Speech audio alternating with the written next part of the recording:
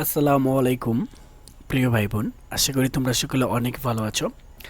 Free hand writing শেখার আয়োজনে class হচ্ছে আমাদের আজকে 12। আহ,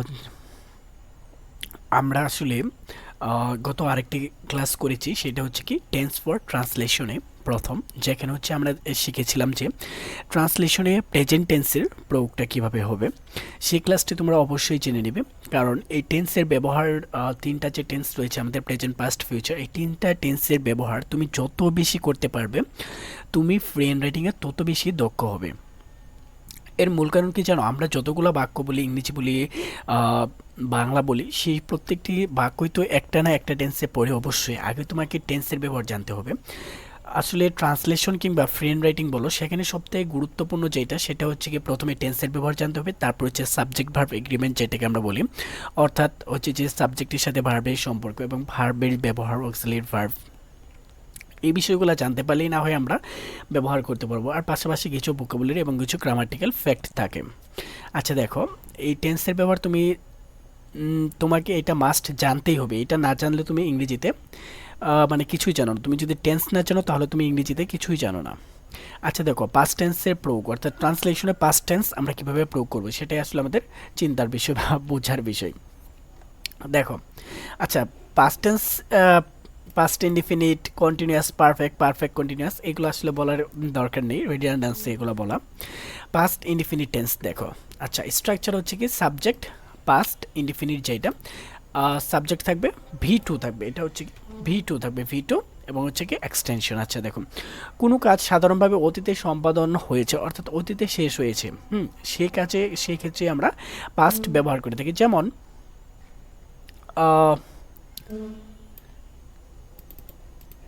হি মেড ইট, সে এটা তৈরি করেছে, আমি যুদ্ধে জয় করলাম, আমি যুদ্ধ জয় করলাম বা যুদ্ধে জয় লাভ করলাম, আই অন দ্য ওয়ার্ড অর্থাৎ যুদ্ধে জয় লাভ করলাম এরকম। অর্থাৎ কিংবা মনে করো আই এট রাইস অর্থাৎ আমি গতকাল খেয়েছিলাম, কিংবা মনে করো বলতে পারো আই ওয়েন্ট মিট হিম, আমি গতকাল তার সাথে দেখা করেছিলাম, কিংবা যে কোনো কিছু আসলে অতীতে আমি তার বাসায় গিয়েছিলাম, খেয়েছিলাম, করেছিলাম, সে কাজটি করেছিল। এই ক্ষেত্রে আমরা কী ব্যবহার করব, আসলে পাস্ট ইনডিফিনিট। আচ্ছা, এটা চেনার উপায়টা দেখো, এগুলো আসলে খুবই নর্মাল মনে হয় তোমাদের ক্ষেত্রে যে আসলে এই বিষয়গুলো আমরা সকলেই জানি। তারপরে আসলে আমরা কিভাবে বাংলা বাক্যে ব্যবহার করবো সেটা আসলে জানার জন্যই এটি আলোচনা আমাদের। আচ্ছা, চেনার উপায়, বাক্যে নির্দিষ্ট সময়ের একটা উল্লেখ থাকবে, নির্দিষ্ট একটা সময়ের উল্লেখ থাকবে। যেমন আমি গতকাল স্কুলে যাইনি, আমি গতকাল স্কুলে যাইনি, সে গতকাল স্কুলে যায়নি, তারা গতকাল স্কুলে যায়নি, I did not go to school start, I did not go to school start. এরপর দেখো ক্রিয়াপদের শেষে কি থাকবে, ল বা লাম থাকে। যেমন সে জিতে গেল, সে জিতে গেল, হি অন। আমি আপেলটি খেলাম, I ate apple. He went, সে চলে গিয়েছিল, হি ওয়েন্ট, সে চলে গিয়েছিল। এরপর দেখো, যদি আমরা পাস্ট কন্টিনিউয়াস টেন্স দেখি, পাস্ট কন্টিনিউয়াস দেখি অর্থাৎ অতীতে কোনো একটা কাজ সহজভাবে, অতীতে কোনো একটা কাজ ঘটে শেষ হয়ে গেছে, সেটা হচ্ছে আমাদের পাস্ট ইনডিফিনিট। অতীতে কোনো একটা কাজ ঘটেছে কিন্তু সেটা কিছুটা সময় ধরে অর্থাৎ কন্টিনিউয়াসলি ঘটেছিল, অর্থাৎ সে সেদিন সকাল থেকে সন্ধ্যা পর্যন্ত পড়াশোনা করেছিল, অর্থাৎ কিছু একটা কাজ মানে কন্টিনিউয়াসলি ঘটেছিল এরকম। যেমন স্ট্রাকচারটা হবে কি সাবজেক্ট ওয়াজ বা ওয়ার্ড নিব আমরা, এরপর ভার্বের সাথে আইএনজি। আচ্ছা, অতীতে কোনো কাজের ঘটনা চলমানতা বোঝাতে অর্থাৎ অতীতে কোনো কাজ চলমান বোঝালে সেক্ষেত্রে আমরা ব্যবহার করে থাকি। আচ্ছা, জুড়ে বাতাস বইছিল, আচ্ছা জুড়ে বাতাস বইছিল, বাতাস the wind was blowing fast, was blowing fast, বাতাসটি জুড়ে বইছিল এরকম ক্ষেত্রে। আর হচ্ছে কি পাস্ট পারফেক্ট টেন্স, আচ্ছা পাস্ট পারফেক্ট টেন্স হচ্ছে কি সাবজেক্ট প্লাস হেড নিব একটা, এরপর হচ্ছে কি ভার্বের V3, হেডের পরে হ্যাভ হ্যাজের পরে সবসময় ভার্বের V3 বসে। যেমন অতীতে, অতীতে একাধিক কাজের ধারাবাহিকতা বোঝালে আগের ঘটনায় মানে ধারাবাহিকতা বোঝালে আগের ঘটনায় কী হবে, পাস্ট পারফেক্ট টেন্স হবে। যেমন ডাক্তার আসার পূর্বেই রোগী মারা গেল, এটা হচ্ছে কি আমাদের দেশে এটা একটা কি বলবো, এই বাক্যটা এত পরিমাণ মানে পরিচিত যে আসলে এটা সবাই জানে যে ডাক্তার আসার পূর্বেই রোগীটি মারা গেল। এখানে দেখো দুইটা টেন্সের ব্যবহার হবে এবং এখানে হচ্ছে কি দুইটা কাজ হবে। যে কাজটা পূর্বে ঘটবে, যে কাজটা আগে ঘটবে। এখানে দেখো অতীতে একাধিক কাজ ধারাবাহিকতা থাকলে আগের ঘটনা অর্থাৎ আগে যে কাজটি ঘটবে সেটা হচ্ছে আমাদের পাস্ট পারফেক্ট টেন্স হবে, পাস্ট পারফেক্ট হবে। এখানে দেখো দুইটা কাজ, একটা হচ্ছে কি ডাক্তার আসার পূর্বে রোগীটি মারা গেল। আচ্ছা এখানে বলো তো এখানে কাজ কোনটা আগে হলো, আগে কি ডাক্তার আসলো নাকি মারা গেল?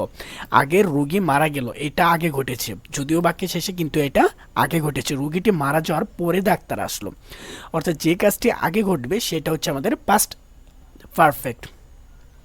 যেমন প্রথমে রোগীটি মারা গেল, the patient had died, had plus ভি3, দ্য পেশেন্ট হ্যাড ডাইড, রোগীটি মারা গেল। এরপর আমরা বিফোর বা আফটার ব্যবহার করে, আফটার ব্যবহার করলে দ্য ডক্টর প্রথমে দিতাম, এরপর বিফোরের পূর্বে সবসময় বিফোর। দেখো বিফোরের একটা নিয়ম আছে, আফটারের একটা নিয়ম আছে, এগুলো আলাদা আলাদাভাবে আসলে নিয়ম থাকে। দেখো বিফোর রোগী মারা গেল, এরপর হচ্ছে কি যে ডাক্তার আসার পূর্বেই বিফোর দ্য ডক্টর কেম। এখানে দেখো একটা হচ্ছে পাস্ট ইনডিফিনিট, অর্থাৎ এই যখন দুইটা কাজ হবে সেখানে দুইটাই হবে, একটা হচ্ছে পাস্ট ইনডিফিনিট হবে আর একটা পাস্ট পারফেক্ট হবে, অর্থাৎ দুইটা কাজ সেখানে হবে। আচ্ছা এরপর আরেকটু আমরা দেখি, আমি আসার পর অনুষ্ঠানটি শুরু হলো। কি হলো যে আমি আসার পর অনুষ্ঠানটি শুরু হলো। আচ্ছা এখানে কোন কাজটি আগে হলো বলো তো? অনুষ্ঠানটি শুরু হলো। আচ্ছা দেখো এখানে একটা মজার বিষয়, দেখো আফটার এবং এইখানে এইখানে হচ্ছে বিফোর, এখানে হচ্ছে আফটার। আচ্ছা বিফোর এবং আফটারের ব্যবহারটা আমরা জেনে নিই। যদি আমরা হ্যাড প্লাস ভি3 নিই, এরপরে আমাদের নিতে হবে বিফোর, এরপরে আমরা নিব ভি2, কিংবা এটাকে আমি এইভাবে দিব, প্রথমে থাকবে আমাদের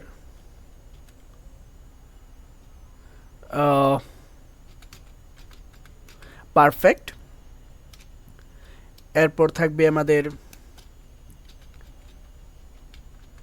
পারফেক্টের পরে বিফোর, এরপর থাকবে আমাদের পাস্ট ইনডিফিনিট।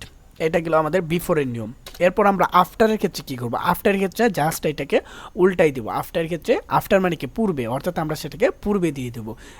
আফটার মানে কি পরে, অর্থাৎ সেটাকে আমরা পরে দেবো। আচ্ছা তাহলে প্রথমে আমরা ব্যবহার করব ভি2, তারপর ব্যবহার করব আমরা আফটার, এরপরে ব্যবহার করব আমরা